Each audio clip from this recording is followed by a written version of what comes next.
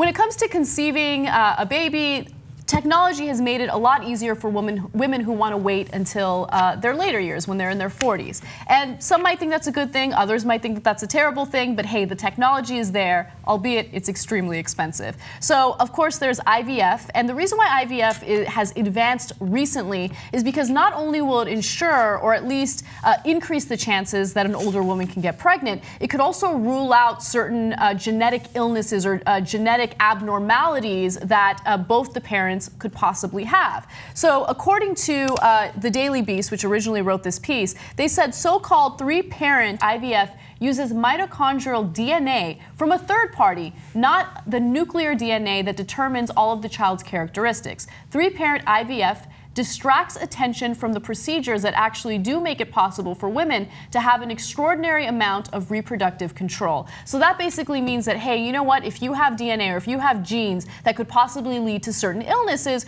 well, you could rule those illnesses out or those abnormalities out by, using DNA from someone else. So it's very, very advanced, it's very interesting, and of course, a woman can freeze her egg when she's in her 30s, or eggs when she's in her 30s. They can later decide to do IVF using her eggs.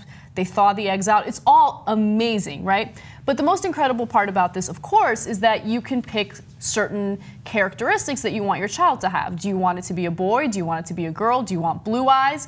Do you want your child to have athletic abilities or an athletic build?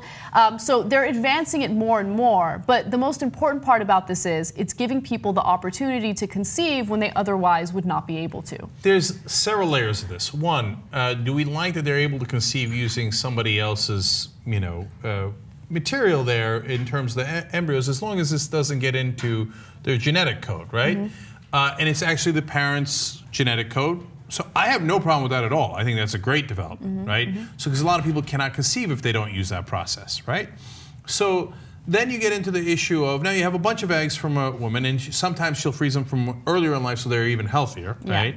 As Anna was pointing out there. And then and if you see that once you've done this and you've brought in the male DNA and there's an issue with one of these embryos, it's got cystic fibrosis or anything like that, you can say, well, let's not use that one, right. Let's use another one, right?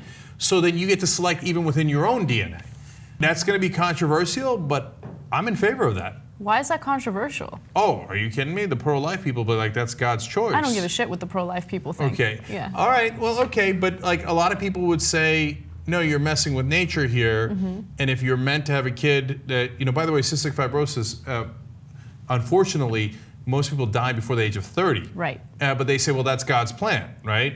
And so, and you never know what mutations might come out that, we think is terrible. I mean, look, then I'm going to get back into the whole issue of evolution. But anyway, I'm in favor of it. I think you're crazy to tell people, no, it's God's plan that you have kids with real bad issues that, that they're going to have to live with their whole lives.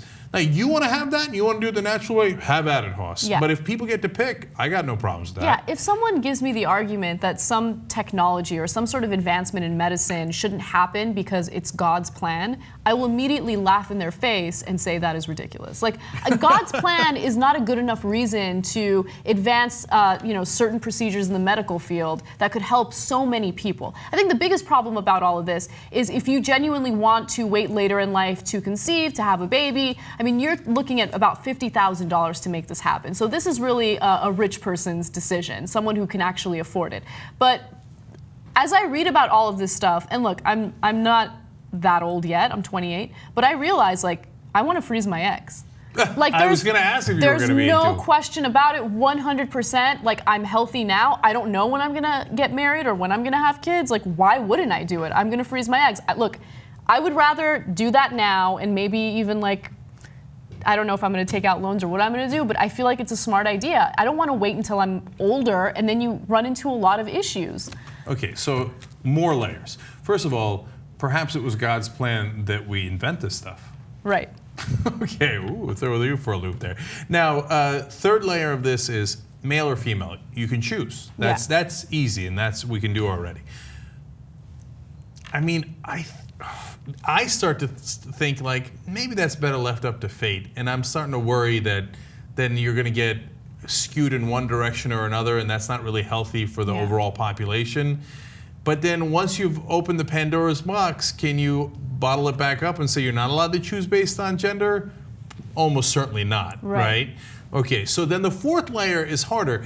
Now, right now, I'm not sure that you can pick based on eye color or if they're left-handed, right-handed, how athletic they are, but it's coming. Yeah, that's exactly what they're right? working on at this very moment. Yeah. So now that introduces a fifth layer of complexity.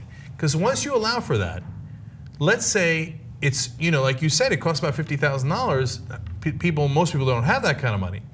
Well, then rich people are going to start to have super babies. Yeah. Okay, they're going to have the best athletic genes, et cetera. They're like, it's my DNA. I just happened to pick the one embryo that had the best DNA out of our match here. Okay? So then my kids are awesome, and they are good looking, they're athletic, they're smart, and your kids, well, you didn't have the $50,000. Yeah.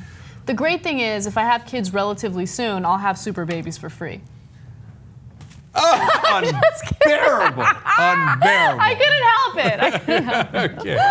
All right. Now, I don't have the answer. It's a incredibly rare TYT story where I don't have the answer.